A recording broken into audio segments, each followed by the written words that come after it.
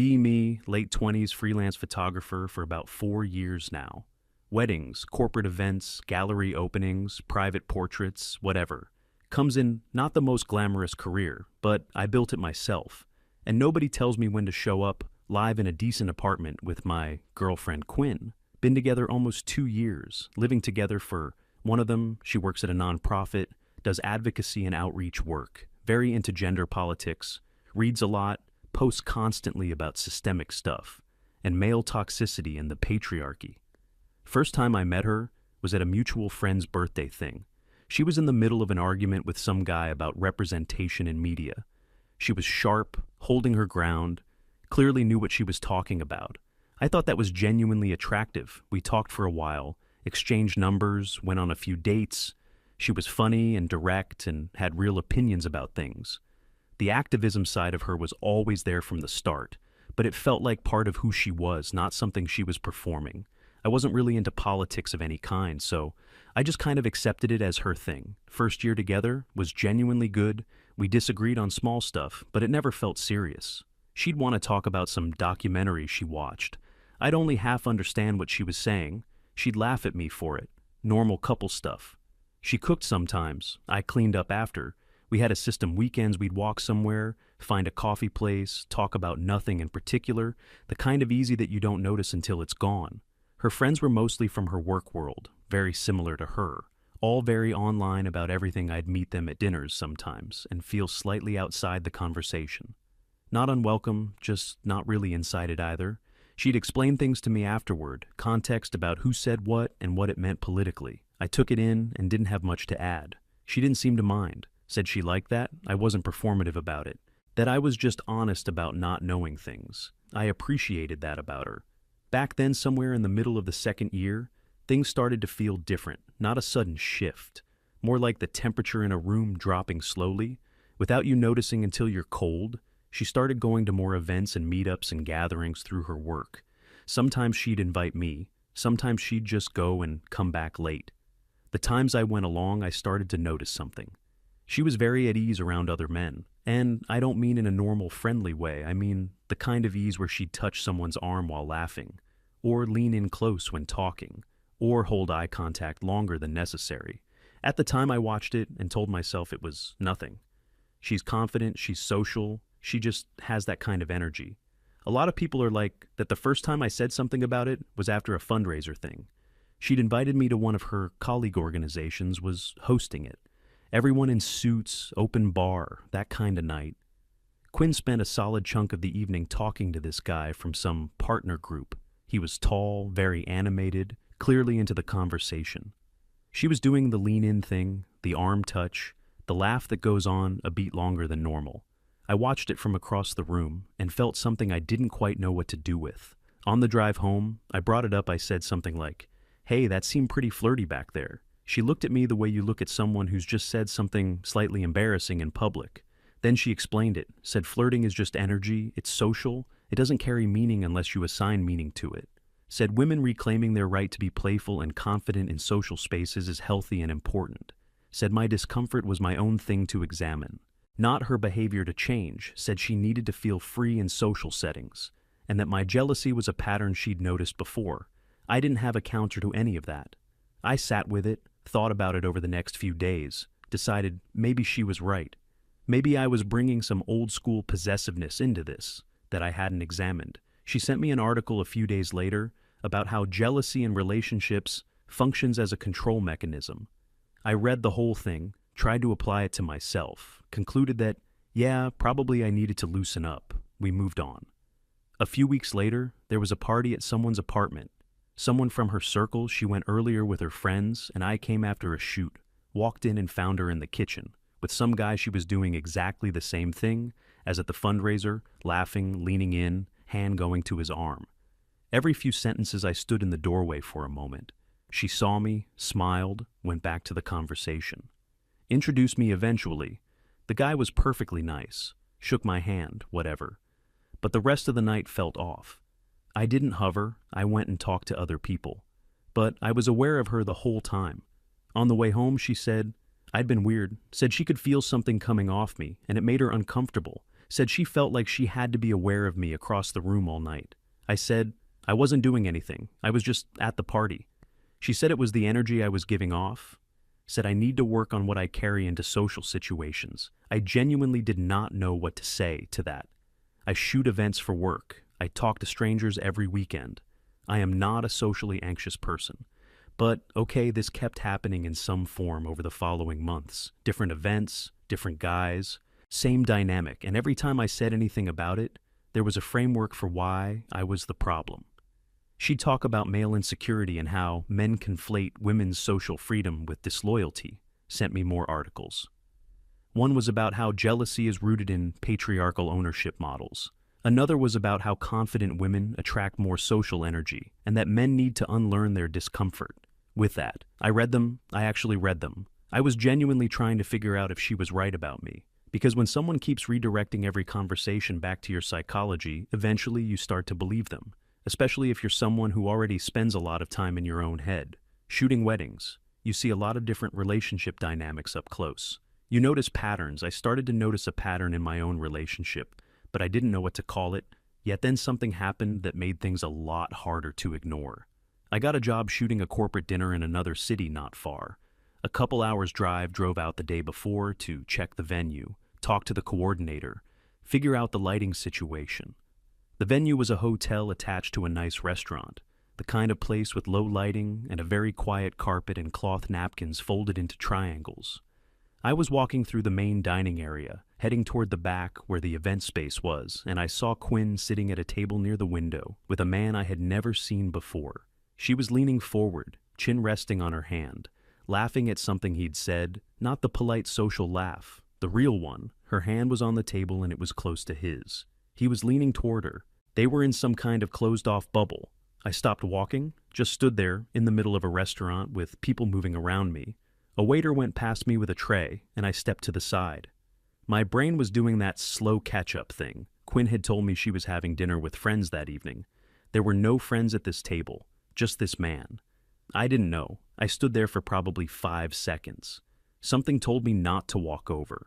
Not anger, not even a decision, really. More like my feet just didn't go in that direction. I turned and went to find the coordinator, did the whole walkthrough, took notes, made a plan, drove to the hotel, lay in the hotel room that night, looking at the ceiling. She hadn't technically lied. She'd said she was having dinner, and she was having dinner. She hadn't said who.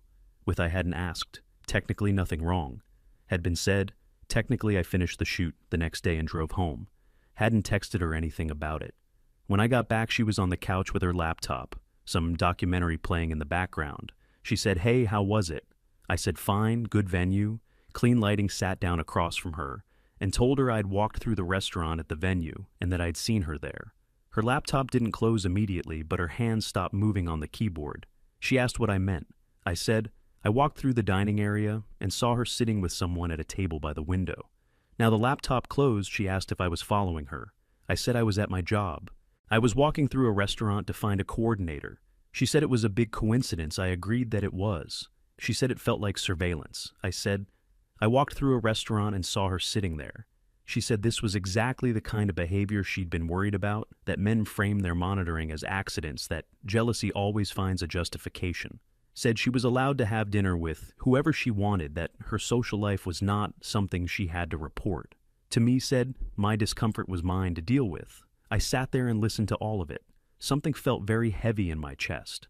I said I wasn't trying to monitor her. I was just telling her what I'd seen, that it felt strange to find out she was having dinner with someone she hadn't mentioned. She said she doesn't announce every meal she has said. Treating her social interactions as something that required disclosure was controlling behavior.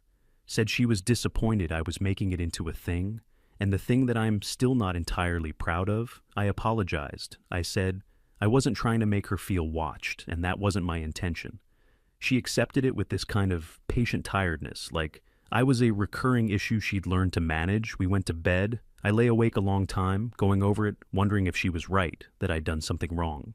She hadn't addressed the dinner. Not once the entire conversation had been about my walking through a restaurant, and I'd ended up sorry the days after that.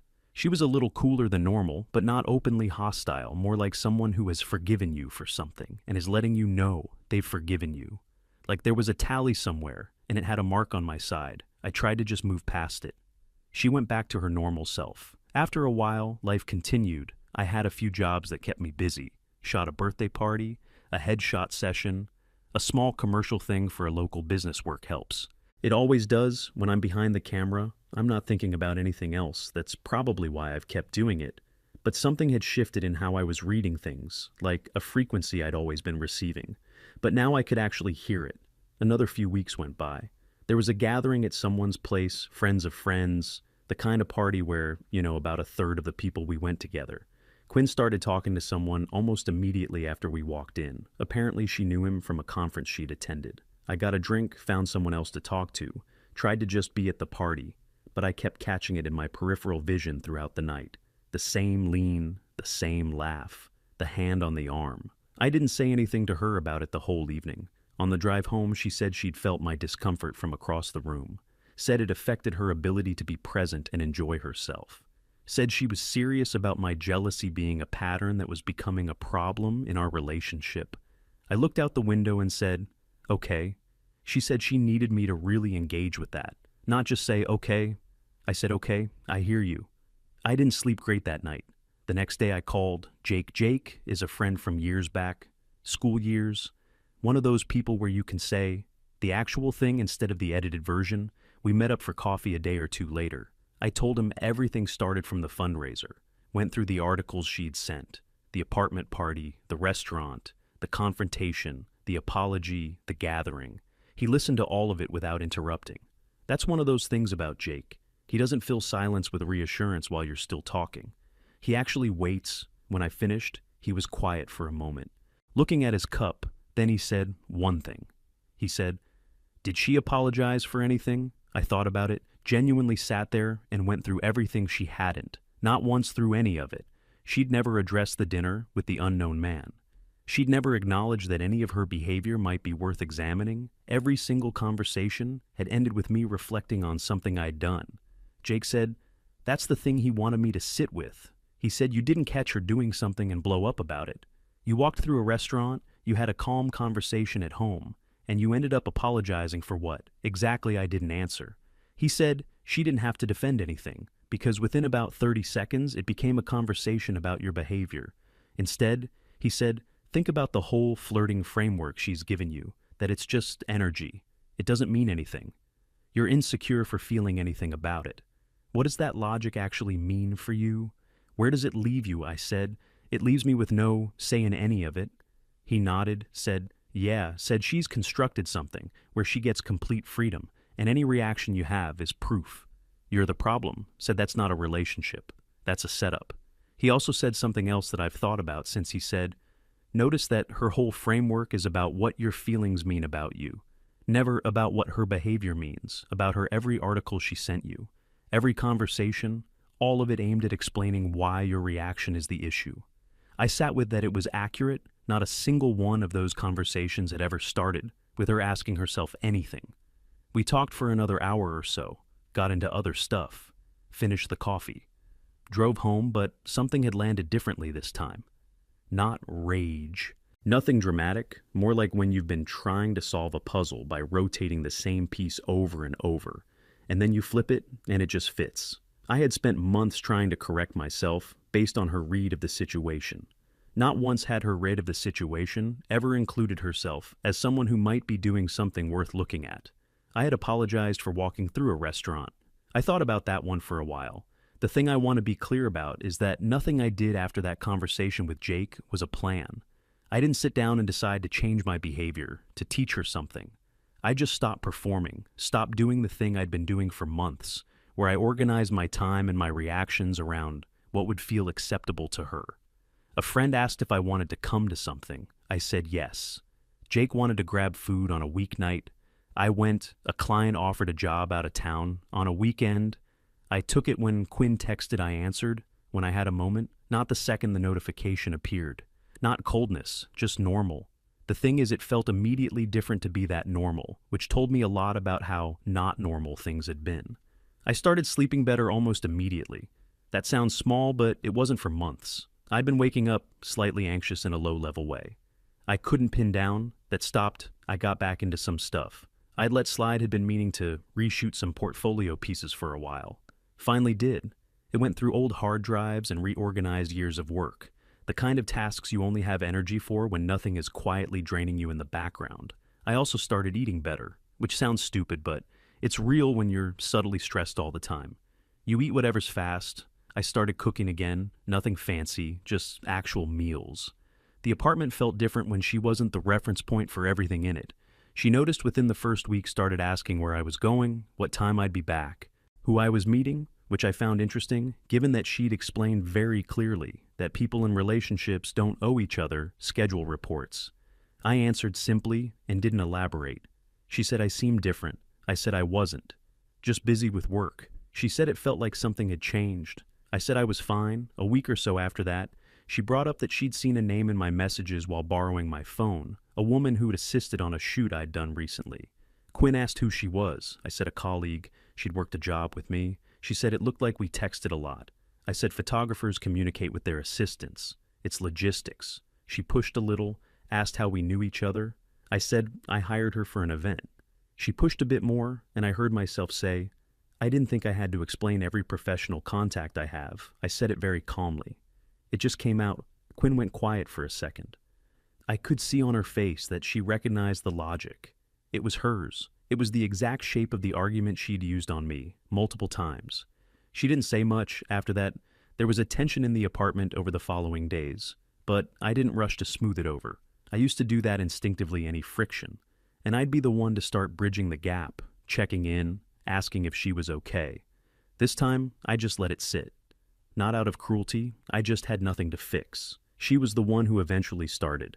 The conversation said she felt disconnected and that she needed more presence from her partner.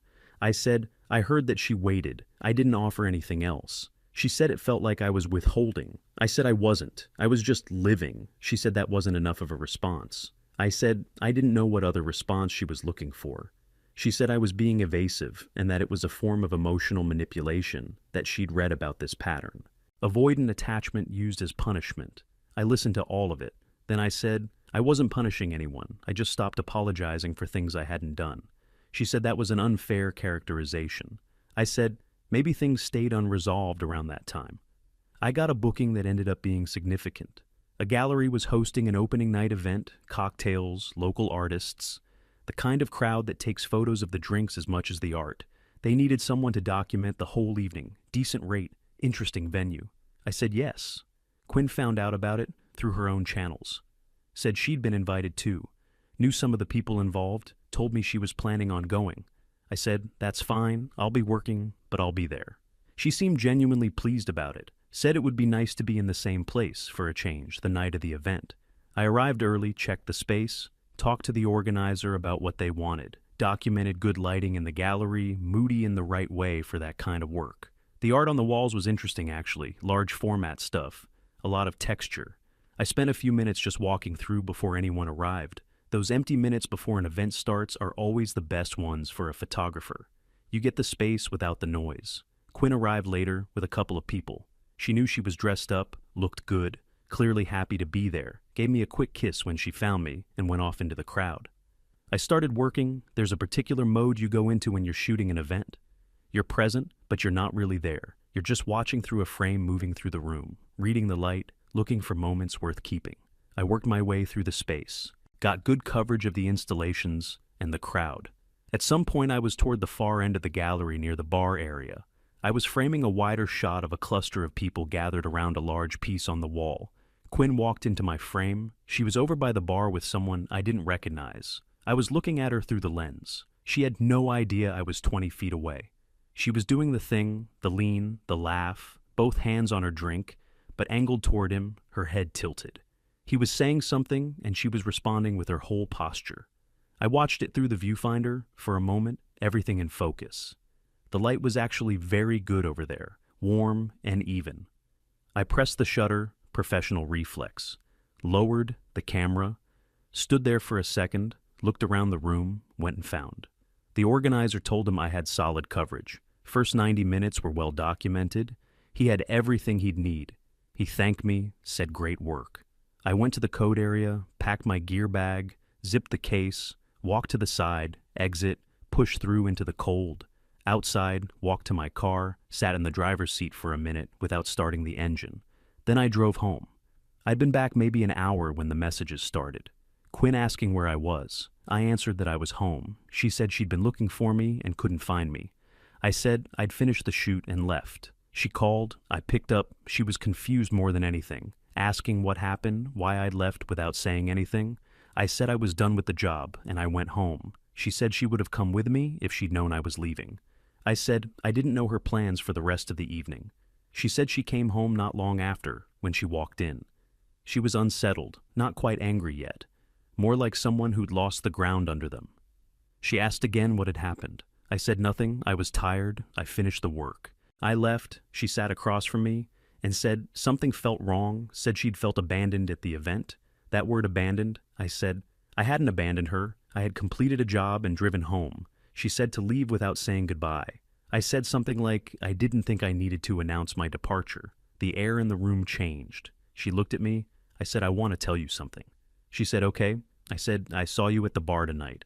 She started to say something. I said, I was 20 feet away with a camera through the viewfinder. She stopped. I said, I'm not here to accuse you of anything. I just want you to know that I saw it and that I packed my gear and left. Not because I was angry, because I didn't want to stand in that room watching it while I was supposed to be working. She said she was just talking to someone. She knew. I said, I believe you. She said it wasn't anything. I said, I'm sure it wasn't. She looked at me like she'd walked into a room expecting furniture and found something else entirely. She said, so what's the problem? Then I said, I'm just telling you what happened. She said, it felt passive-aggressive. I said, I wasn't trying to be. She said she felt humiliated when she couldn't find me. I said, I understand that was uncomfortable. She said that wasn't an apology.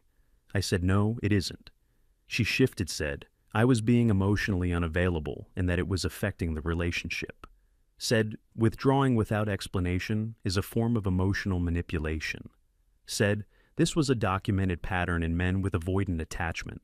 She had an article for this one too. I could tell by the way she was framing it. I let her finish. Then I said, you've told me multiple times that flirting is empowering and doesn't carry meaning, that my discomfort with it was my thing to examine. Not your behavior to change, she said. Yes, I said so. Tonight I watched you do exactly that.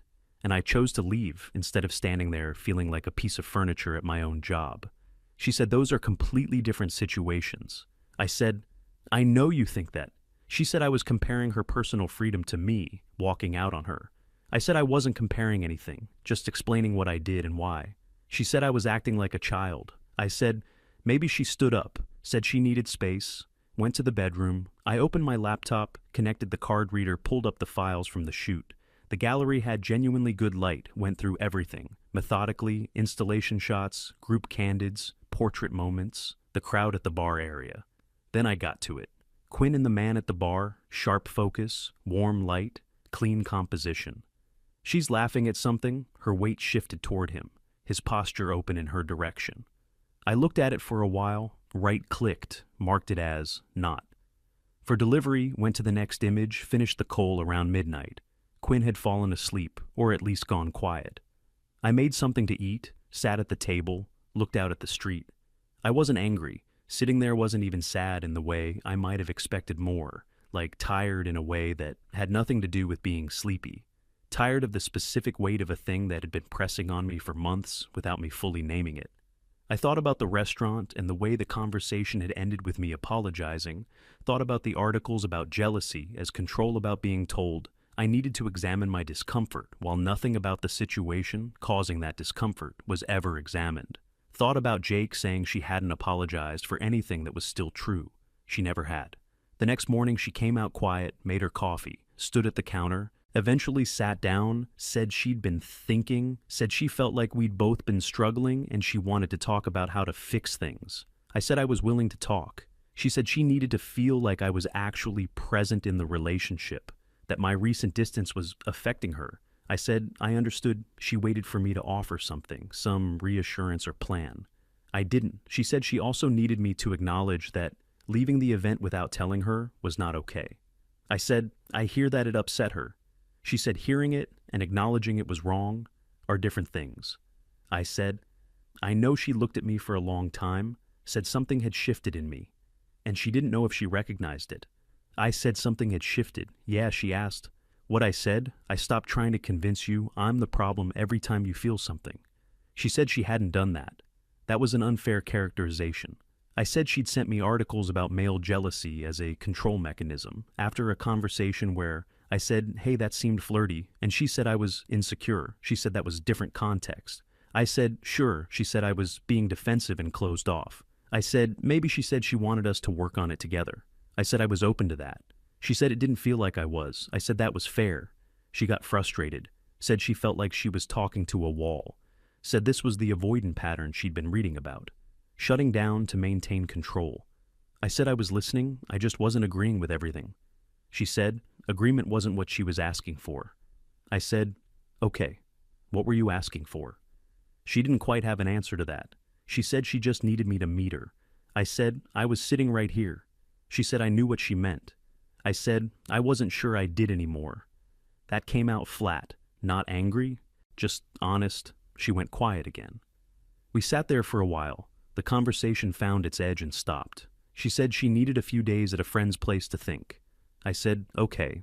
She packed a bag that afternoon. I watched her car from the window. Then I went to my desk, had another job to prep for, put music on, worked through the afternoon. It was actually a good few hours, the kind of afternoon where you're just doing what you're good at and nothing else is pulling at you. That feeling was new or not new exactly, just something I'd forgotten was possible. The following days we talked some. She came back after a few days. We tried more conversations. She said she wanted to fix things. She said she'd been thinking about the relationship and what she needed. At one point she came back with a different angle, said she'd spoken to a friend about what had been happening, and that the friend agreed my behavior showed signs of emotional withdrawal as a power tactic. I said that's one way to read it. She said, what's another way? I said another way is that I just stopped being available on demand. She said those mean the same thing. I said I don't think they do. Each conversation circled the same territory. She said I had become emotionally unavailable. I said I had been emotionally available for a long time, and I couldn't point to a single moment where that had been matched. She didn't have an answer to that. She said I'd changed. I said yeah. I had the version of me that she'd been with for the past several months was one that took the framework she gave me and tried to fit myself inside it. This version didn't do that anymore, not out of cruelty, not out of strategy. I just ran out of the thing that made me keep trying. It turned out that thing had been load-bearing. The whole arrangement had depended on me, taking her read of the situation seriously enough to keep adjusting once I stopped. She didn't have much left to work with. Things wound down over the following weeks. I won't stretch it into more than it was. It ended the way most things end, not in a single moment, but in accumulation gradually and then all at once. I'm not going to say I handled everything perfectly. Probably there were moments where I was cooler than I needed to be. Probably some of the distance I kept was excessive. But what I can say is that I stopped lying to myself about what the situation was. And once you do that, it's very hard to go back to the version where you were still trying to make it work. She said at one point near the end that I'd become someone she didn't recognize. I thought about that a lot afterward. I think what she meant was that the version of me she'd been operating around was one. She could redirect one who would take the framework she handed him and try to fit himself inside it. That was the version she'd known. This one just wasn't available for that anymore.